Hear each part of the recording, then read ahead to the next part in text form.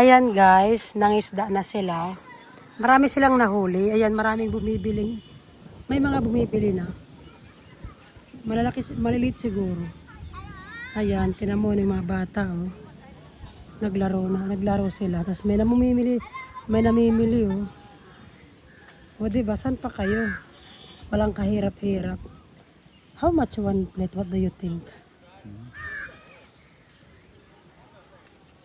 Oh my gulay. Yeah. Marami silang nakuhang isda. Look, a lot of fish. Can I go there, Daddy?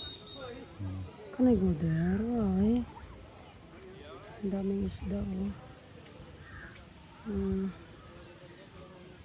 Wow. Sarap siguro ito na. Naglinis na siya. Oh my gosh, I cannot eat that fish. Saan pa kayo? Tapos may naglalaro pa. Sa susunod na mga buwan, hindi sa July, mas maraming isda pa yan kasi may tubig na. Ngayon, ayun, may net sila, o yung blue. May net sila dyan, nanguhuli pa sila. Tignan mo si ate, tumakbo na. Tuwang-tuwa si ate sa mga isda. Saan pa kayo? Hindi ba nila nakikitang dyan sila ayun o, may isda pa doon, naglangoy-langoy. Ano ba? Hindi ko kayang manghuli ng isda dyan. Di bali nang sa Pinas ako manghuli ng isda. Tingnan nyo naman. Punta ko doon, ay syaka. Ayan sila. Nahuli sila ng isda. Tingnan nyo naman. Nagbibilihan na sila. Bumibili na sila ng mga isda. Magkano kaya isang plato? Mura lang siguro, mga 20 rupees. Naku, libre na. Hindi mo kailangan sumisid sa dagat na malalim. Kasi hindi mo kailangan sumisid sa dagat na malalim kasi nakatingin si ate, nahiya ako para manghuli ng isda. Well, zoom ko muna sa kabila. Ayan dito guys, doon sila dumadaan, papunta ron. Doon, hanggang doon sa fish pond na yun. Ayan sila. O, saan pa kayo? Ako pumunta ron, kaso ayun ang asawa ko nga. Papuntahin ako. Ayan pa, mayroon pang isang bibili. Ay, kuya. Ang ganda ng akala ko bibili ka. Ayan sila. Ayun yung kaibigan ng asawa ko, naka-brown. May utang yan sa asawa ko. Naway yun ang asawa ko dati, naway siya. Kasi ayaw niya magbayad ng utang. Nahiya siyang lumapit sa bahay. Ayan siya. 40,000. May utang siyang 40,000, ayaw niyang magbayad. Kasi siguro wala pa siyang pera. Pero sabi ko naman sa asawa ko, papayaan mo muna, magbabayad na lang yan. Ay, ganun talaga. Pag wala, edi wala. Wala naman tayong magagawa. Walang may bibigay yung tao. So, papayaan mo na. Pero ayo lang, dito lang ko namangha. Nangisda na sila. Nangisda na sila sa kanilang pinagpaguran. Meron pa doon dalawa yung fish pond dito. Meron pa doon isa. Ayun, papakita ko rin. Madalang ako makita na nangingisda doon. Pero kahapon, meron doong babaeng umupo. Nakita ko siya. Sabi ng asawa ko, wala silang banyo kapag ganon. Kasi hindi naman pupuntang babae dyan pag may CR sila eh. Kaya naman. At saka tingnan mo, nagbabigay. Ayan. Sana all. Sana all na lang talaga ako sa kanila. Sorry pero gusto ko lang share. Hindi ko naman minamaliit yung mga tao na pero lang, hindi ko carry yan. Hindi ko carry kumain ng isda ng ganon. Kasi diyan sila nagpupupo, di ba? Ano ba yan? Parang na-imagine ko yung mga kinakain ng mga isda kasi hindi naman nila pinapakain yun eh. Di ba pag fish pond, meron kayong regular na pinapakain. Pero dito sila, hindi naman nila pinapakain yung mga isda niyan. Tsaka, maliliit lang siya. Sobrang liit lang. Para siyang sapsap. Kasi nakita ko rin dati, bumili si father-in-law. Tapos, nung bago ako dito, nakita ko siya, nagdala siya ng isda. Di ko alam kung saan niya binili. Nakita ko siya, tapos pinahugas na sa akin. Sobrang lansa, ayoko. Tapos, niluto niya. Ay, ayoko, hindi ako kumain. Sabi ng father-in-law ko, tikman mo, masarap yan. Sabi ko sa ako, saan ba hinuli yan? Sabi niya, sa mga fish pond. Isang fish pond dyan, yung ganyan. Hindi dito, pero sa ibang fish pond. Zero shem yun. Ganun ang ginagawa nila dito pag sa village. Simpa din yun, ayoko, no way. Ayan sila. Tuwang-tuwa sila sa kanilang nahuli. Ang dami. Pak na pak. Ano ba? Pupunta ba ako dun? Baka masampal ako ng asawa ko. Bawal ako pumunta eh. Itong asawa ko talaga, magkamarites. Tinawag ba naman ako, katapos ko magluto, sabi sa akin, punta ka dito kasi nagbibilihan na sila ng isda. Ano na sila. Curious talaga ako anong itsura ng mga isda eh. Kasi dyan sila nagpupupo. Ewan, ano ba? Bakit ko ba ulit-ulit kong sinasabi yung ano? Ganun talaga. Natutuwa ako. Yung aming signal. Ay, nako. Kakaloka. Ayan, may mga babaers. Dito tayo sa banda rito. Yung aming higaan, ayan. Yung asawa ko kasi nandun sila nag-aayos. Nagpi-finishing. Pa-plaster sila sa ano. Ayun, sila. Sige. Tuwang-tuwa sila pag binibidyohan eh. Sige po, pahingi po pautang, charis. Nahiya ako kasi ano, nakatingin yung lalaki sa akin. Tumingin siya, nakita niya ako. Siyempre baka batuhin ako. Yung asawa ko natatawa na lang. There's a lot of fish. Do you want to eat? Can I go? I want to go there. Can I go? Yes, sir.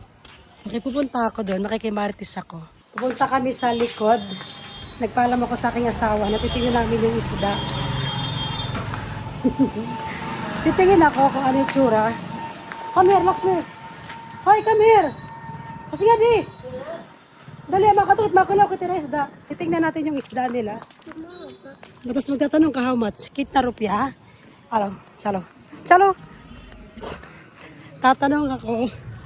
Magtatanong ako kung magkano yung isda. At saka kung ano, kunwari lang magtatanong ako kung ano, kung magkano siya.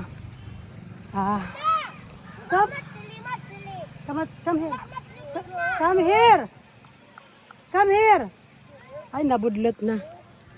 Ayan, ayos mo ng anak ko, artidor talaga siya. Sobrang arte. I told her to come here. My husband is there. Come here na. Ayan, ang isda dito, ang tawag is machili. Dahan-dahan lang ako pupunta, baka bibidyo tayo doon.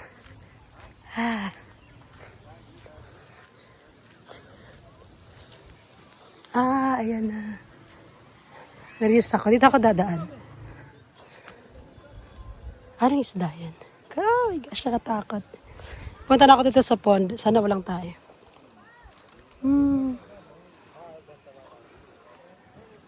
Fish. Okay.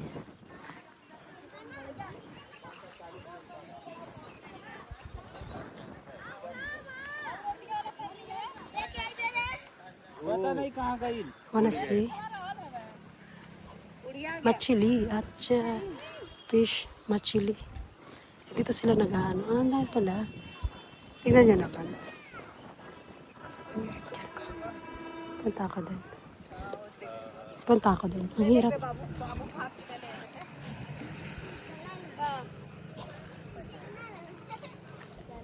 Titingin tayo ng isda. Curious talaga ako dito. Machili. Okay. Ganun pala siya ang kulay. Small. Papaji.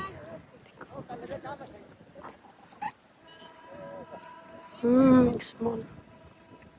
Maliliit pala siya. Yun pa sila.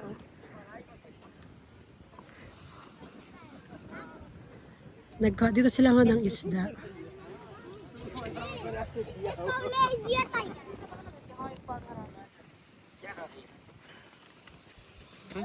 Nay, small. Nagalit si father-in-law. Ayaw niya na pupunta ako dito. Ang ganda pala. Maganda naman dito, malawak. Yun nga lang. Ano talaga, medyo malansa. Hi, ba't nandito yung mga bakari, Lakshmi? Hi, bakari, Lakshmi, bring all the goats. Yung dito yung lahat ng kambing namin. Lakshmi, come here. Dali na. Bring all the goats. Ayan, nakilis talaga. Kaya pumunta na ako dito. Ito yung likod ng bahay namin. Ayan pala yung likod ng bahay namin. Bring all the goods! Ano pa ba yun? Nagalit si father-in-law kasi nagpunta ako dito. Ayaw niya na pupunta ako dito. Ayan yung likod bahay. Ayan o. Ayan yung likod bahay namin. My husband is there. Yeah. Ayan yung asawa ko sa taas. Doon yung rooftop namin. Daddy ka. Si Lakshmi. Aray ko. Na-curious talaga ako doon sa mga I will put little bit elevated there, okay? Ah.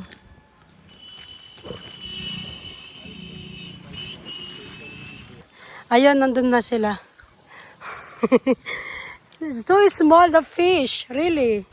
Ito yung likod ng bahay. Ayan. Ito yung mga tanim namin. Tingnan naman ang taas ng bakuran. Ang taas ng pader namin. Ayan. Come here, Lakshmi. Let's go back home. Let's go back. Ah. Dito isang araw nagtapon ako. May tao nakaupo. Tingnan. Ang daming, ano dito, ang daming, ang tawag dito. Nakalimutan ko. Ginugulay din nila dito pero ano, ibang pagkakagulay nila. Piniprito lang nila. Don't push me, anak, please. Ayan. Yung aming, ano, likod bahay. Ito yung likod ng aming bahay.